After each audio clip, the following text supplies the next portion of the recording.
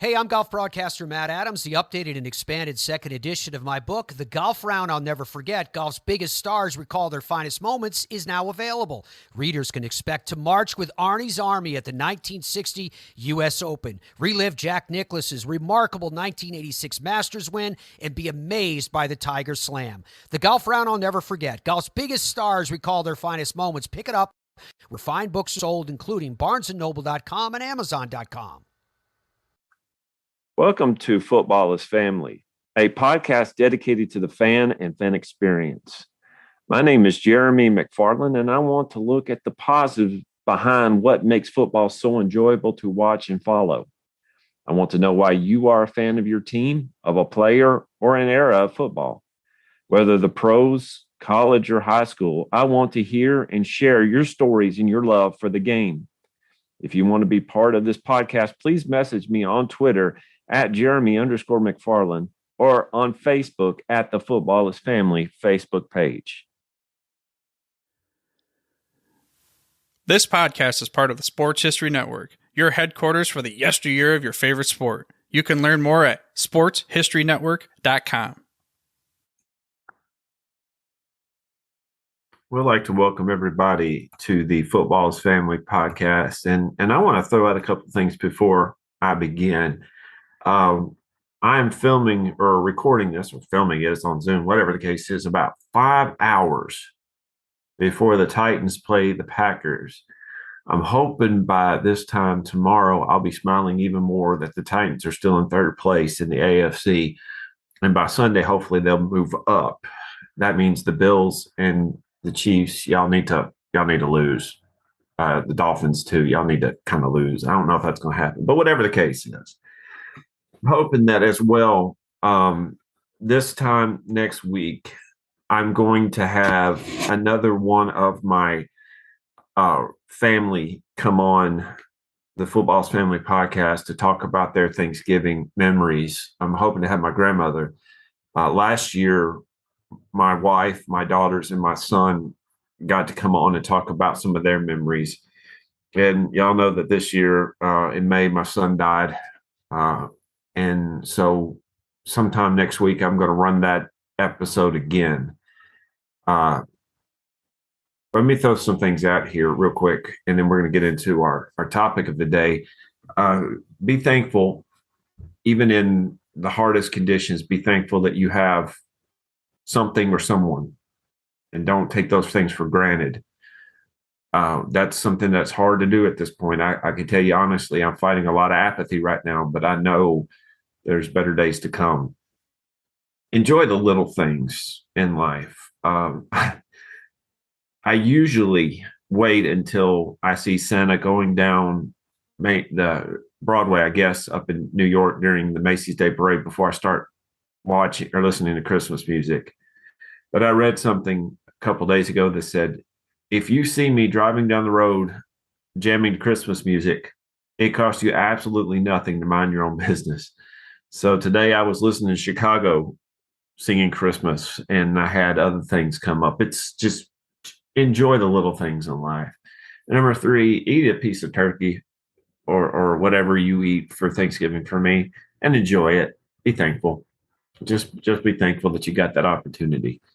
Here in Tennessee, I'm about an hour away from Nashville, so the Titans are my home team. We've been talking for the last 3 months about getting a new stadium.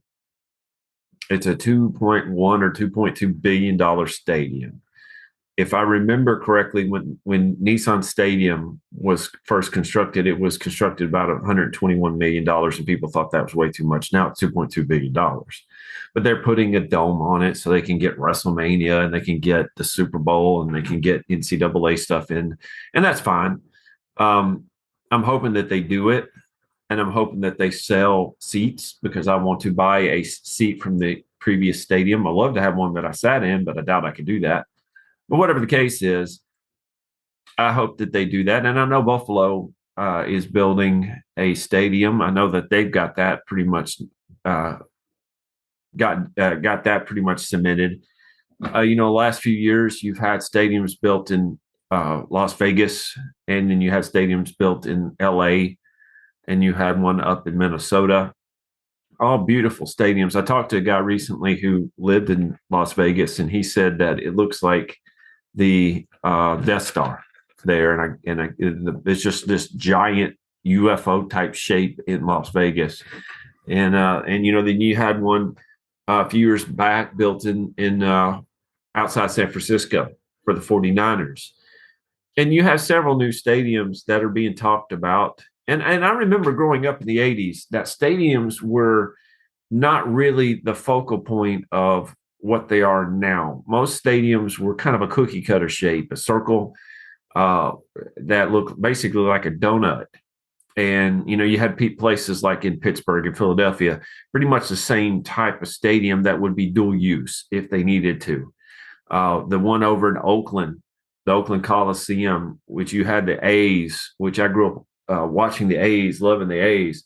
And, they had the longest or the biggest foul place in the whole major leagues because of the dimensions of the football stadium being moved around. You had a lot of dual use. And when those stadiums went down, it kind of lost the mystique of, to me, what football is. Now, that being said, it probably saved a lot of people's knees. You had the Astrodome with their AstroTurf, and it probably cost some people their careers because of the injuries that they had. But if you grew up in Pittsburgh or Philadelphia, especially Philadelphia, the Vet, golly, that place was a dump. But the one thing is, and I talk to people who are Philadelphia fans, they prefer that over the Link right now, just because of the atmosphere, just because they can be. It's more. It was tighter. It was just what Philadelphia wanted. And the Link is a good stadium. Don't get me wrong, but there's something about the Vet. I remember growing up, we'd go down to Atlanta. I looked out and I can remember Atlanta's previous stadium, and it wasn't that great looking. And now their stadium, my wife and I drove by it when it was almost done. It looks amazing. It's amazing. But do you think that some of the older stadiums have a little bit of a feeling, just an amazing feel to it that you don't get with the new stadiums? Maybe it's the prices of the tickets and the food. Maybe it's it almost feels kind of sterile in the sense of football and the sense of being a fan. It just kind of feels that way.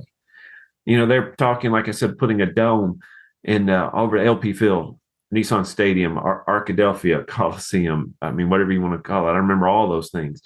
And when they build that, they would put a dome on us. Like, it kind of misses the point of having football in the elements. I have been to games up at Nissan Stadium when it was 20 degrees. It's absolutely freezing. And people up in Buffalo this week, I bet you're kind of wishing you had a dome so you can watch a game without having 4 or 5 feet of snow drift in on you.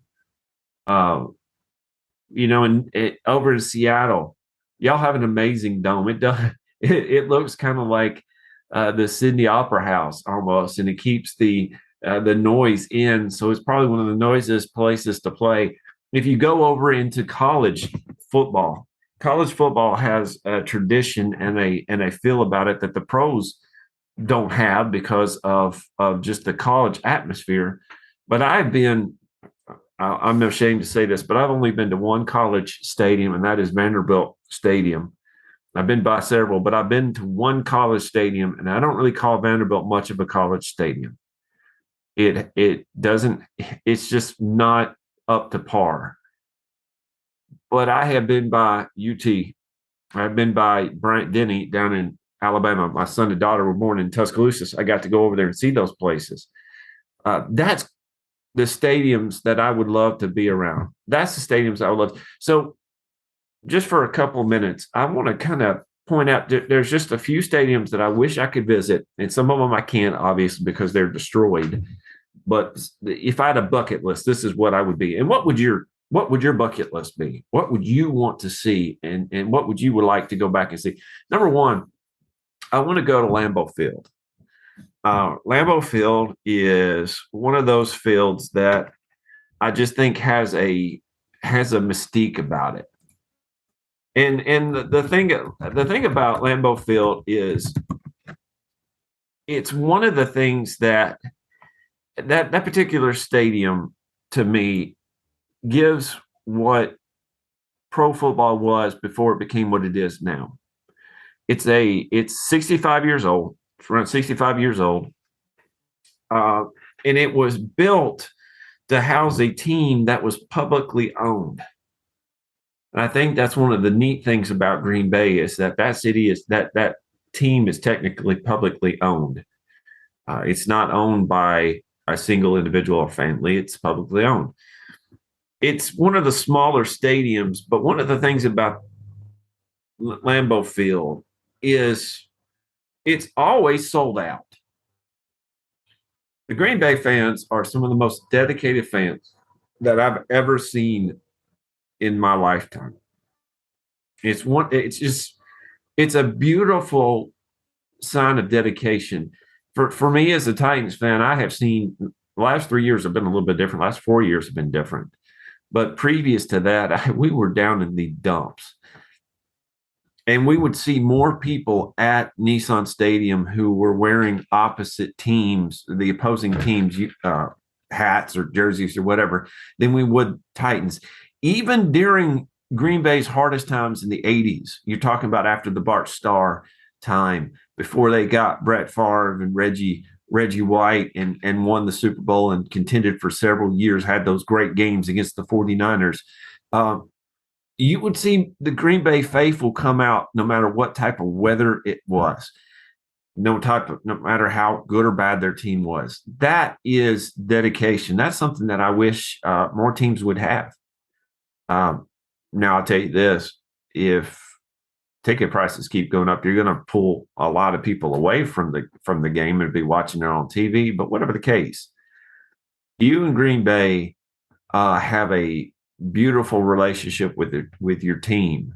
One of the smallest markets, if not the smallest market in the NFL, yet you have the most dedicated fan base because of that closeness.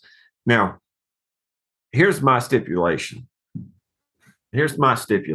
I want to go to Green Bay when it's about 10 degrees. And I want to go and sit in it when it was snowing. It must not be hot. It can't be hot. It has to be cold and snowing. I want to see the frozen tundra. I want to see people playing in the elements. It's got to be that way.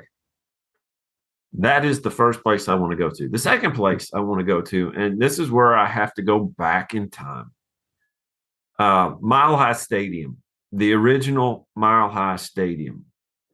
Mile High Stadium is what I remember watching and growing up when I was watching the Broncos.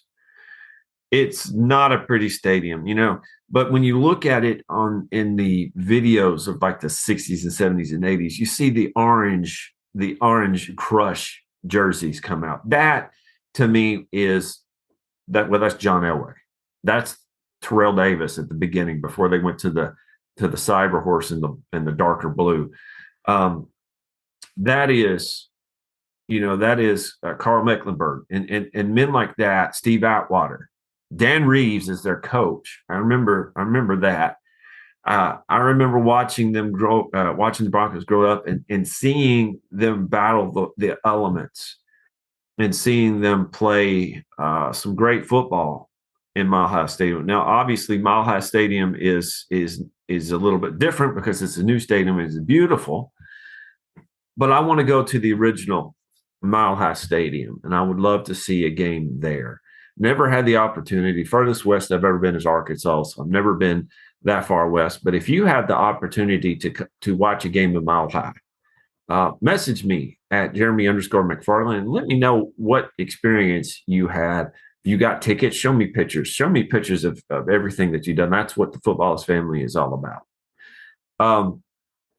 I would like to see a game in New York, actually in New Jersey, at the stadium that they have there in New Jersey. And part of the reason why I want to see a stadium there in New Jersey at MetLife Stadium is I would love to see the Giants and the Jets play each other.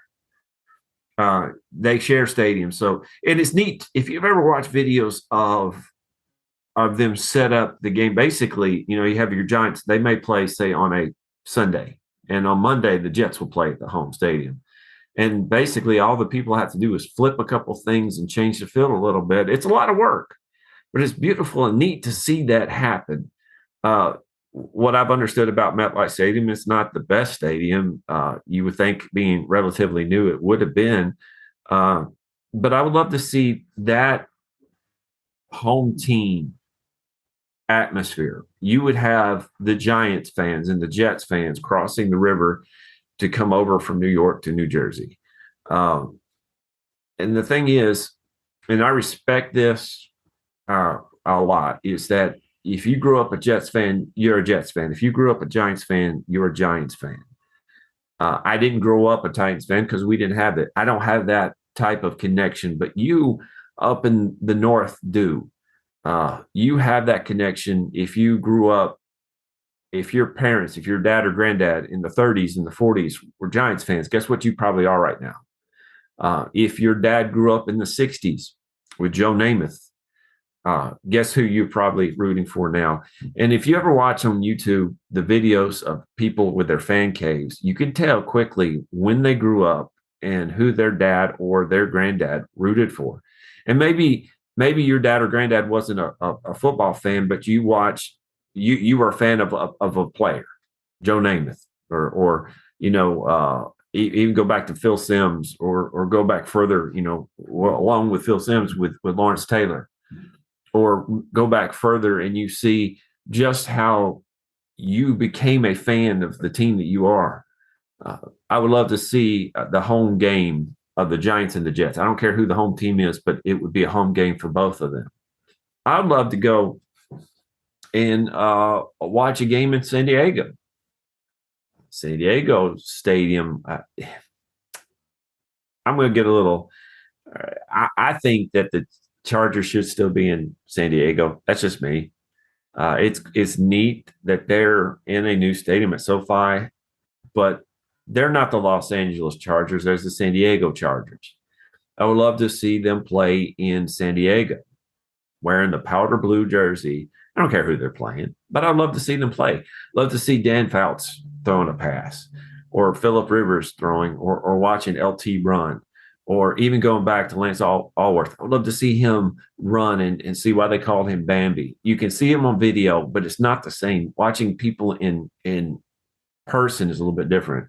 Remember I went to a game and saw Javon Curse play. And you heard how fast he was and how quick he was. And somebody said, watch him. He's right over there. And I did. And within 2 seconds, he was in the backfield. You think, how in the world did he do that?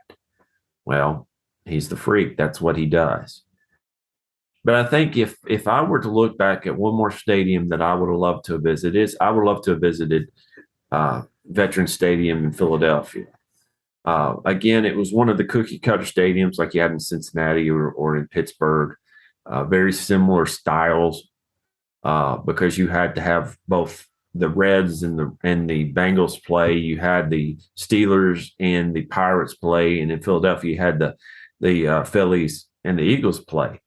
Very similar concept because you can move things around. But I would have loved to have seen just what made that stadium special. What made it such a dump, yet people loved it. And people fought for it and wanted to keep it or wanted to improve on it instead of tearing it down. See, a team is one thing. But you can go to a stadium and have an experience with that team. I went a few years ago to the Kansas City Royals and got to see them play. Beautiful stadium, like the Royals. But right across the parking lot was the Arrowhead Stadium. It was Arrowhead Stadium. At that time, I was aware of them and watched my Broncos play them, but I never really understood the draw that Arrowhead had and how powerful it was to play a game at Arrowhead until I started paying closer attention. And I realized that people in Kansas City at Arrowhead Stadium knew that they were the 12th man. You think Texas A&M to 12th man. It's Arrowhead or Seattle. Fans of a team know their stadium, know their team, and know that they can make a difference, especially on offsides, penalties, and false starts. They know that they can do that because people get so flustered that they'll either line up offsides or they will start early because they can't hear the cadence of the quarterback. That's what makes football so special. Not only do you follow a team, but you get a chance to be part of that team and be part of the game day experience by going to the stadium. Now, look, I like Nissan Stadium, but Nissan Stadium was well past its prime within about 3 or 4 years of being built. Some of these other stadiums that I'm looking at are some beautiful, beautiful fields. And maybe you find that your field is a little outdated. I'm not aware of those things. I just know about Nissan Stadium. So message me. What is your favorite stadium experience? What is your favorite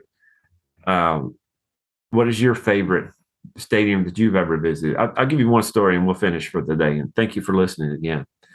My wife and I, she tolerates my Titans, and I call it a sickness because it really is. So she'll go to a game with me, and I've got a picture in my office of us at a game. And I tell people, I don't care where I sit, just as long as I can get in the game. So we typically sit up at the top, and we sit in the same spot, typically in the north end, but we're close to the fireworks. We're close to the fireworks. Fireworks will come out of the jumbotrons every time the Titans score a touchdown. There's some years that it wouldn't even fire off. This year we're winning, sort of, but we're not scoring a lot of points. Derrick Henry going to run his legs off, guys. Throw the ball. Anyway, well, I had forgotten that they were up there.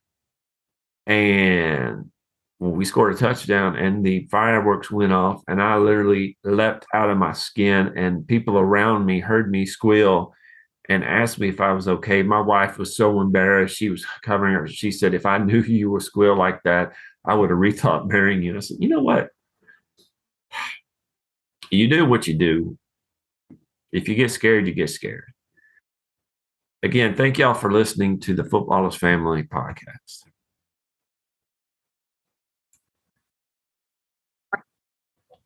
And we have a new sponsor here at the Footballers Family Podcast. It's Manscaped. Support for the Footballers Family Podcast is brought to you by Manscaped, who is the best in men's below-the-waist grooming. Manscaped offers precision-engineered tools for your family jewels. Manscaped recently launched the Ultimate Men's Hygiene Bundle, the Performance Package. Join over 5 million men worldwide who trusted Manscaped with this exclusive offer for you. 20% off and free worldwide shipping with code FAMILY at manscaped.com. The Performance Package 4.0 by Manscaped has arrived, and oh man, is it a game changer. Inside the package, you'll find their Lawnmower 4.0 trimmer, Weed Whacker ear and nose hair trimmer, Crop Preserver ball deodorant, Crop Revival toner, Performance boxer briefs, and a travel bag to hold your goodies. First off, the Lawnmower 4.0. This trimmer is the future of grooming, and I dare say the greatest ball trimmer ever. Their 4th generation trimmer features a cutting-edge ceramic blade to reduce grooming accidents thanks to their advanced skin-safe technology. The Lawnmower 4.0 is waterproof, and it also has a 400K LED spotlight you need for a more precision shave. Because this trimmer is waterproof, you can say goodbye to the mess on the bathroom floor. And you thought that was good, but wait till you take your grooming game to another level. The Performance Package 4.0 includes the Weed Whacker nose and ear hair trimmer. The Weed Whacker is also waterproof and provides proprietary safe skin technology, which help reduce nicks, snags, and tugs in those delicate nose holes. The Crop Preserver Below the Waist deodorant and the Crop Reviver Below the Waist toner will change the way you approach your daily hygiene. Manscaped even threw in 2 free gifts to the Performance Package 4.0, the Manscaped Boxers and the Shed Travel Bag. Bring your comfort and boxers to another level. It's time to take care of yourself. Go to manscaped.com and get 20% off plus free shipping with code FAMILY. That's get 20% off and free shipping with code FAMILY at manscaped.com. Unlock your confidence and always use the right tool with Manscaped. Hey there, sports history fan. This is Arnie Chapman, a.k.a. the Football History Dude, and I hope that you enjoyed this recent episode presented by the Sports History Network and were able to learn some good old-fashioned sports history knowledge nuggets. I started the Sports History Network back in 2020 with the mission to help podcasters find a community of like-minded sports history nerds, as well as helping aspiring podcasters to start their own shows. We have a little bit over 30 shows on the network right now covering all sorts of sports history, but as far as I'm concerned, we're just at the toothpick in the ocean moment, that can't even figure it out because there's so much more coming. We wanted to create the ultimate headquarters for sports yesteryear, starting with Podcast Network and our website, but we're going to continue to move into other mediums as well. And here's the cool part, because we want you to be part of our team. So if you're interested in starting your own podcast, or maybe being a guest on one of our shows, or who knows, maybe even writing an article for us over on the website. Seriously, all you gotta do is reach out to us on the contact page over at sportshistorynetwork.com. You can be as technologically savvy as a Neanderthal tapping on a stone trying to figure out this whole hieroglyphics thing back in the day. Again, it doesn't matter, because even if you don't understand the whole podcast space, we have a production team that can pretty much help you out with doing everything. All you gotta do, head over to sportshistorynetwork.com, head to the contact page, fill it out. That message goes right to me, and I'll reach out to you as soon as I can. But for now, dude, I'm through if you're through.